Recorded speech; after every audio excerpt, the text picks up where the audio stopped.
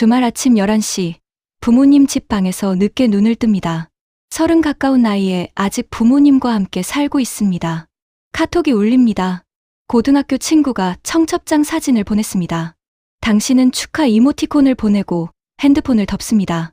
이직 준비는 포털 창만 띄워놓고 유튜브를 보다가 잠듭니다. 주말엔 친구들이 결혼 이야기를 꺼내는 순간 숨이 막히고 내 인생이 끝나는 것 같아서 그 자리에서 도망치듯 일어섭니다. 부모님은 세금, 병원 예약, 보험을 대신 처리해 주시고 당신은 또 스스로에게 물어봅니다. 나는 왜 이럴까? 이건 당신이 이상해서가 아닙니다. 오늘은 이 마음의 구조를 한번 들여다보겠습니다. 먼저 한 가지 통계부터 보겠습니다. 한국고용정보원이 2025년 5월에 발표한 자료에 따르면 한국의 15세에서 29세 청년 중 18.3%가 학업도 취업도 직업훈련도 하지 않는 NEET 상태입니다. OECD 11개국 중에서 유일하게 비율이 증가한 나라가 한국입니다. 이게 무슨 의미일까요? 10명 중 거의 2명이 공식적인 사회 역할 없이 집에서 쉬고 있거나 시험 준비를 하거나 그냥 멈춰 있다는 뜻입니다. 당신만 그런 게 아니라는 거죠. 유럽은 어떨까요? 유로파운드라는 유럽연합 기관이 2024년에 발표한 보고서를 보면 15세에서 29세 청년의 약 75%가 여전히 부모님과 함께 살고 있습니다. 더 놀라운 건 이겁니다. 취업을 해서 월급을 받는 25세에서 34세 성인 중에서도 27%가 부모님 집에 거주합니다. 일을 해도 독립을 못하는 거예요. 집값이 너무 비싸고 월세가 너무 비싸고 계약직이나 비정규직이라서 미래가 불확실하고 그러니까 경제적으로 독립할 수가 없는 겁니다. 이건 당신이 게으르거나 나약해서가 아닙니다. 구조적으로 이 세대 전체가 겪고 있는 현상입니다. 그래서 핵심은 이겁니다. 심리학에서는 이 시기를 따로 구분해서 부릅니다. Emerging Adulthood, 성인기로 가는 중이라는 뜻입니다. 미국 클라크 대학교의 제프리 아넷 교수가 2000년에 처음 제안한 개념인데요. 18세에서 29세를 청소년도 아니고 완전한 성인도 아닌 독립된 발달 단계로 봐야 한다는 이론입니다. 클라크 대학교가 2012년에 미국 전역의 18세에서 29세 청년 1029명을 대상으로 조사를 했는데 77%가 지금은 내가 누구인지 알아가는 시기라고 답했습니다.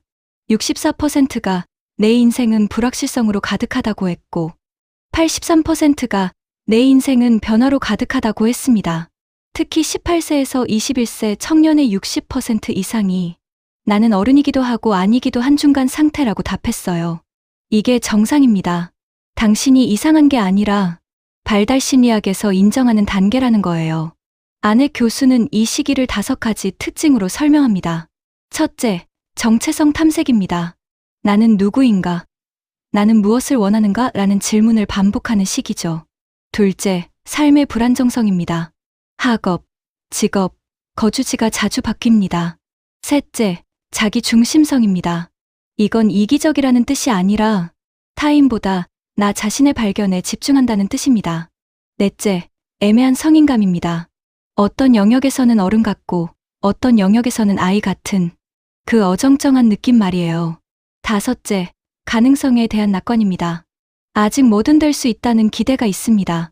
지금은 힘들어도 언젠가는 내가 원하는 삶을 살 수 있을 거라는 그런 희망이 있는 시기입니다. 스페인의 한 대학 연구팀이 2025년에 18세에서 29세 대학생 727명을 대상으로 조사를 했습니다. 그랬더니 흥미로운 결과가 나왔어요. 18세에서 19세가 24세에서 29세보다 정체성 혼란이 훨씬 더 큽니다.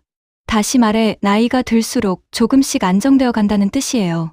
지금 당장은 혼란스럽고 불안하지만 시간이 지나면서 조금씩 어른의 역할에 익숙해지고 자기 자신에 대한 이해도 깊어집니다. 이건 과정입니다. 당신이 멈춘 게 아니라 지금 이동 중인 겁니다. 그런데 한국은 조금 특별한 상황이 있습니다. OECD 보고서를 보면 한국의 NEET 비율이 높은 이유 중 하나가 고학력 청년의 시험 준비 장기화입니다. 공무원 시험, 대기업 인적성, 자격증 시험을 3년, 5년씩 준비하는 청년들이 많습니다. 또 하나는 주거비입니다. 서울의 평균 월세가 50만 원에서 100만 원이고 전세 자금은 몇억 원이 필요한데 20대 초반 사회초년생이 이걸 감당할 수가 없어요. 그래서 경제적으로 독립할 수 없으니 부모님 집에 머무를 수밖에 없고, 부모님 집에 머무르다 보니 병원 예약, 세금 납부, 보험 같은 것들을 부모님이 계속 대신 처리해 주시고, 그러면서 스스로 나는 왜 이렇게 못하지? 라는 생각이 드는 거죠. 이건 당신의 능력 문제가 아닙니다. 구조적으로 독립이 어려운 환경에 있는 겁니다. 그리고 이 세대는 또 하나의 특수한 경험을 했습니다. 바로 팬데믹입니다. 독일의 한 연구팀이 18세에서 29세 청년 625명을 대상으로 2019년부터 2021년까지 종단 연구를 진행했습니다. 코로나 이전과 이후를 비교했더니 삶의 만족도와 정신건강이 통계적으로 유의미하게 감소했습니다. 이 시기는 원래 사회적 관계를 통해 어른의 역할을 배우는 시기입니다. 친구들과 밤늦게까지 이야기하고 선배들한테 조언을 듣고 실수하고 좌절하고 다시 일어서면서 어른이 되는 거거든요. 그런데 이 모든 과정이 2년 동안 멈췄습니다. 이건 당신이 게으른 게 아닙니다. 100년에 한 번 있는 팬데믹을 성인 전환기에 맞닥뜨린 세대라는 겁니다. 그래서 핵심은 이겁니다. 이건 단순히 사회 문제나 환경 문제만이 아니라 뇌 발달의 문제이기도 합니다. 발달신경과학 연구들을 보면 전전두엽이라는 뇌 영역이 20대 중후반까지 성숙을 계속합니다. 전전두엽은 충동 조절, 장기 계획, 감정 조절을 담당하는 부위입니다. 월급날에 명품을 사버리거나 이직 준비를 하다가 유튜브에 빠지거나 중요한 결정을 자꾸 미루거나 이런 행동들이 인격의 문제가 아니라 뇌 발달 단계와 연결되어 있다는 거예요. 물론 이게 모든 걸 정당화하는 건 아닙니다. 하지만 스스로를 너무 책망하지 않아도 된다는 뜻입니다. 당신의 뇌는 지금 업데이트 중입니다. 이런 상태가 극단으로 가면 어떻게 될까요? 일본에서는 이걸 히키코모리라고 부릅니다. 6개월 이상 집 밖으로 나가지 않고 사회적 관계를 거의 단절한 상태를 말하는데요.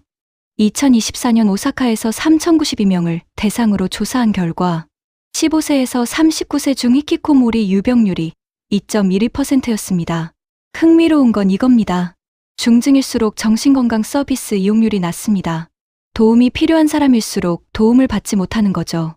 만약 당신이 몇 달 동안 거의 집 밖으로 나가지 않았고 사람을 만나는 게 극도로 힘들다면 이건 단순히 어른아이 수준이 아니라 전문적인 도움이 필요한 신호일 수 있습니다.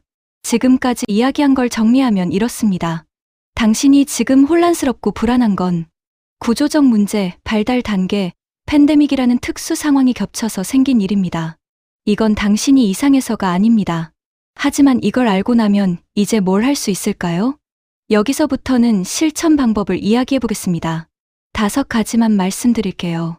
첫째, 나는 미완성이 아니라 나는 과정 중이라고 생각하세요.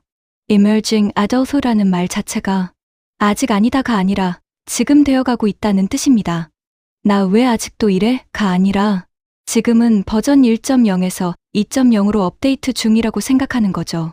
클라크 대학교 조사에서도 나타났듯이 대부분의 18세에서 29세 청년이 중간 상태를 느낍니다. 당신만 그런 게 아니라 이 시기의 특징이라는 거죠. 둘째, 메모드급 목표를 오늘의 10분 행동으로 쪼개세요. 이직 준비해야지는 너무 큽니다. 오늘 공고 3개만 캡처하기로 줄이세요. 자취 준비해야지는 너무 막연합니다. 오늘 자취 비용 한 줄만 적기로 줄이세요. 자기효능감은 나는 할 수 있다는 믿음인데 이건 큰 성공으로 만들어지는 게 아니라 작은 성공의 반복으로 만들어집니다. 오늘 10분만 해보세요. 셋째, 부모님 집에 살더라도 한 가지 영역은 스스로 책임지세요. 유로파운드 보고서를 보면 주거 독립이 늦어지더라도 재정이나 관계에서 스스로 책임을 질 때 만족도가 높았습니다. 예를 들어 병원 예약, 세금 납부, 보험 관리 중 한 가지만 골라서 이번 달부터 스스로 해보는 겁니다. 중요한 건 전부 다 한꺼번에 독립하는 게 아니라 한 영역씩 조금씩 책임을 넓혀가는 겁니다. 이게 진짜 독립입니다. 넷째, 친구 한두 명 또는 커뮤니티를 확보하세요. 스페인 연구에서 사회적 지지가 우울과 불안을 줄이는 보호 요인으로 나타났습니다. 이건 SNS 친구 수가 아니라 진짜 이야기를 나눌 수 있는 관계를 말합니다. 혼자 있으면 생각이 꼬리를 물고 자기 비난이 커집니다. 하지만 누군가와 이야기를 나누면 나만 그런 게 아니구나를 깨닫게 됩니다. 다섯째, 자기 비난이 시작될 때 준비된 문장을 반복하세요. 나는 게으르다라는 생각이 들 때마다 이렇게 속으로 말해보세요. 나태는 구조와 발달과 환경이 만든 결과다. 나는 내 페이스로 이동 중이다. 이 문장을 스마트폰 메모장에 적어놓고 자기 비난이 시작될 때마다 읽으세요. Emerging Adulthood 연구를 보면 이 시기는 사람마다 속도가 다릅니다.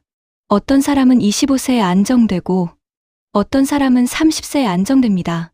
늦다고 해서 장기적으로 기능의 차이가 나는 건 아닙니다. 여기까지 들으면서 이런 생각이 드실 수도 있어요. 그럼 나는 아무것도 안 해도 되는 거네? 아닙니다. 오늘 이야기한 건 감정을 정상화하는 거지. 행동을 정당화하는 게 아닙니다. Emerging Adulthood 이론도 비판이 있습니다. 이 이론은 주로 서구 중산층 청년을 대상으로 한 연구라서 모든 20대를 설명하지 못합니다.